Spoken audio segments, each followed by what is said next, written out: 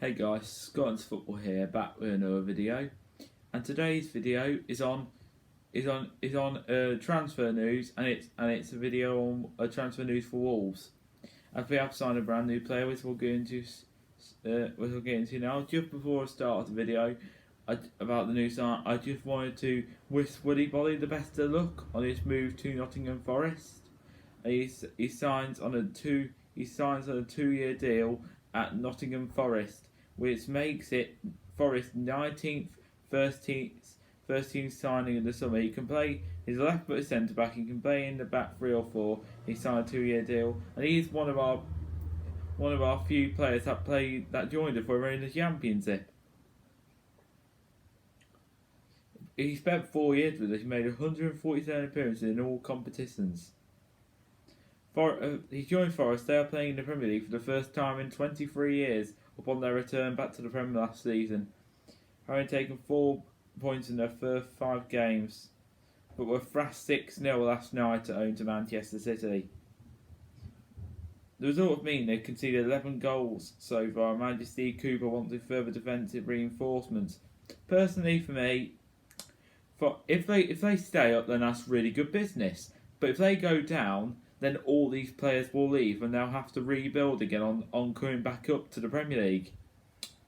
When Wolves came up to the Premier League, when we came up to the Premier League under Nuno, we didn't make 19 signings, and we didn't make 19 signings, nowhere near that. However, despite not making over 10 signings and 10 to 20 signings, if we stayed up and we finished in the top 7, which doesn't mean anything. That's my only fear for will they stay up? Will they stay up? I'm not sure really. But they just are not so keen on all this money that they're spending here. Forest signed 2 Wolves players, Gibbs White, and is now signed Boly, 2 Wolves players. They outside an English player this time. I think he's an African player. I think. Best of luck to him on his move. And I hope to see him watch Forest playing a few of the games this season. I'll be keeping an eye on Morgan Gibbs White and Willy Boly. Like I always try to keep watch closely on basically. Also, Connor Cody now at Everton. I like to keep close idea on looking how they're all getting on. So best of luck to Willy Boly. Right, let's get into the video on a new signing. We signed someone called Sasa Kalajdzic.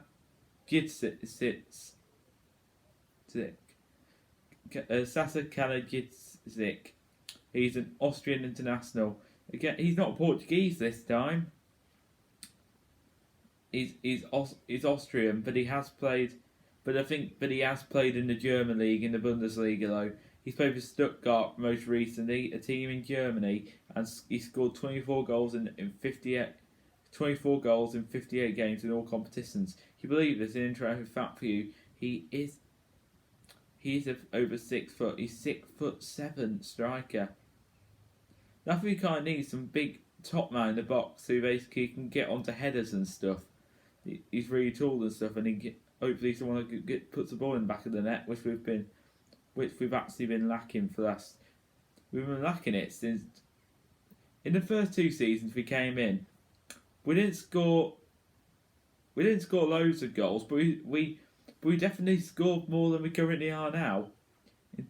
In Nuno's final season, we've had poor performances all season. Last season, bottom 3 for the least amount of goals scored, and we started off this season craply as well. No win yet. Personally, this signing, I think he'll give Raul a little bit of support at the top. Because Raul last night, we bought up in 0-0 draw last night. That one goal, can't say he should have buried it. He's just not the same player anymore. I don't think we should get rid of him personally. However, he just doesn't look very good anymore. But he's had a few. He had a goal against Newcastle, but he got ruled out. So unfortunate for him. He did have a goal against Preston in the Carabao Cup though, and I thought he pushed on after that. So hopefully Raul keeps on playing. But he's just that other backup option in case we need it. Will we go to a 4-4-2 or we stick to a 4-3-3 now? Depend. Odds. I don't know which one we play at top three. Mix it around slightly. Personally, after letting Fabio go out on loan, I think we might have made the wrong call there. At the time, I was actually saying good at the time because he hasn't really scored any goals. He hasn't really done anything. He's definitely not worth 40 million. Personally, he's scored loads of. He's doing well at Anderlecht so far because it's Belgian league, it's Farmers League really. Is it about his level or will that be best for him? Not too sure, but he comes back to us at the end of the season. But about this signing now, we've been calling out for a striker. We have. When Raul was at the top, when Raul was the top of his game, we didn't have any worry about it. But now we have because he's not the same anymore. Sadly. Players after a big injury. It's a massive injury. Like he had a head injury. He might not have ever played again. He's lucky to be playing. He just doesn't want to do the same injury, does he? So that's why he's taking precautions. Yeah. So he will give us that other option. Let me just talk about the recent performances. We've had 2-1 defeat to Leeds. We went 1-0 up, but maybe we deserved to point out a game, but we just weren't good enough once again. We picked to a 0-0 draw into Fulham. We got a point against team. We got a point right, and we didn't lose. But we could even beat newly promoted Fulham. But we're lucky. Mitrovic missed a penalty with a good stop from Jose Sarr. Then we had a 1-0 defeat away at Tottenham. Personally, we deserved something out of that. Just couldn't score once again. Because Spurs didn't dominate the whole game. We dominated the first half. They were slightly better second half, but overall it was a very equal game. It was a very good game. Just couldn't score again. Same old story. The 2-1 win in the EFL Cup. That it's against a team. It's against a team in the Championship. But Hwang missed the penalty. When he came in, excellent, but he just had some dreadful performances since he signed permanently. Then we had a 1-1 draw home to Newcastle. So it was an equal game because Newcastle did play well, but so did we. But so gutting for Raul that he had one allowed disallowed, and we had it in the 90th minute, and Maxiam scored, and near the end.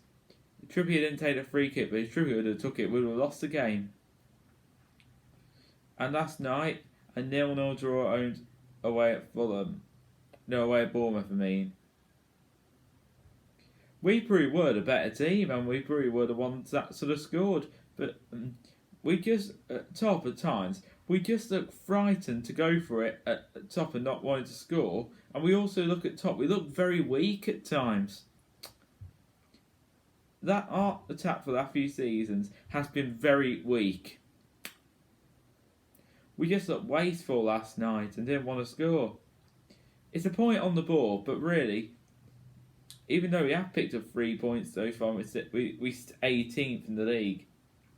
Poor start, no win yet. But even though we have had 3 points, out of the 3 points we picked up, 2 of the points were against newly promoted sides that we couldn't beat. And the one was against the only decent point I'd say we've had is Bury home to Newcastle.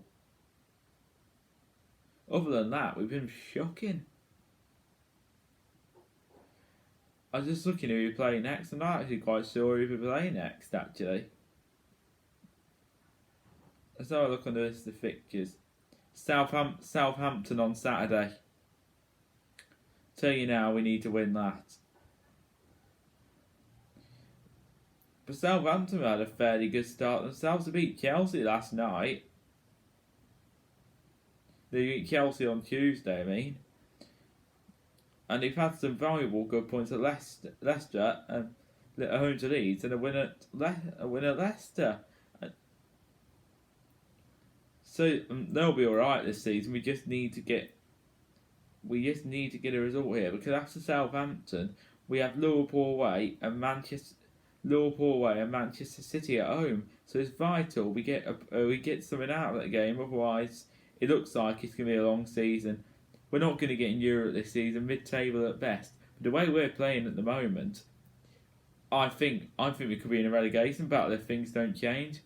The Bruno Lage situation, a lot of people are telling him to go, but personally, I prefer this under Nuno. I think they made the wrong call to sack Nuno. They didn't sack him. Mutual consent. He just left. But if he would have been sacked if he wouldn't have gone though. He just left in the right way. So I think Foden and Jeff Sy lost interest in the club. Well, in the end, finally, they have actually made some signings. But he's just gone a bit quiet over the last few seasons. When they brought us up and bought the club, it was a brilliant start, and they really did care then. Firstly, on Bruno Lage, if things don't change, I think we'll probably have to go for the change and probably get rid of him. But unfortunately, here I think is the thing. I will continue to be behind the manager and I will back the manager, but things do need to change on the pitch. They really do need to change. He's got the support, but things do need to change though at the same time. I don't believe in keep swapping managers all the time. The manager picks the players and picks the formation and play style that he wants to play, but the players have to perform as well. So I think I'll leave the video here now. So I hope you did enjoy the video today. So if you did like it, do get a like, subscribe to the channel, and turn on your notifications every time I make a video. Wish Willy Boly the best of luck on his move to Forest, and I wish